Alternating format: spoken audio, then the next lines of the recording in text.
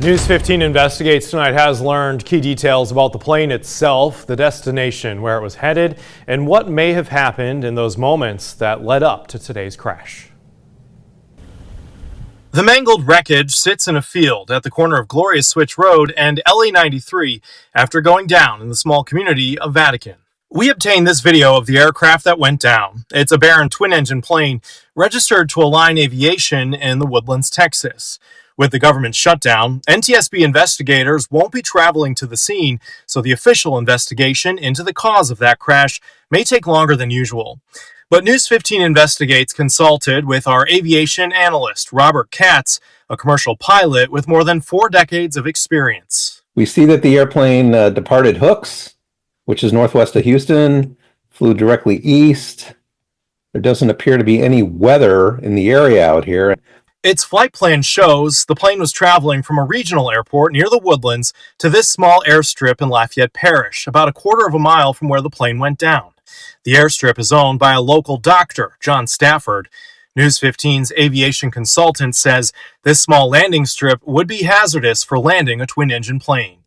Holy cow, right next to those power lines. Oh man, that's dangerous. That is very, very dangerous. Our analyst also offered some perspective on the moments just before the plane crashed. He says air traffic control and flight data indicates the plane quickly lost altitude, perhaps because of the failure of one of the two engines. He adds it takes specialized training to handle that type of situation. It could have been an engine failure that was not handled properly by the pilot. This airplane will fly nicely on one engine. And just moments ago, we spoke by phone with an eyewitness to today's crash. His account, you'll hear only on News 15, backs up what our aviation consultant says. The plane appeared to lose power and immediately fell to the ground. But when I came out of the dollar store and I opened my door to my truck, I heard, and it kept getting louder and louder. So I turned around and looked up and I saw the plane and it was spinning. It was like a controlled fall. It's like the engines weren't on, but it was falling. It didn't explode. It was just a boom when it hit the ground. That's all we heard. The closer it got to the ground, the louder the sound got. And that's what made me turn around and look. And I could see it coming out of the sky, just coming straight down. It was the sound of something falling from the sky. It looks like the engine wasn't even on.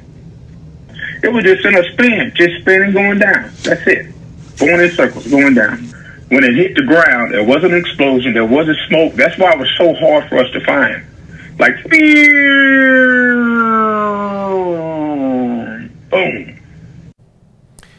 Other experienced pilots tell us if it was an engine failure that brought about the crash, it's possible the plane may have run out of gas.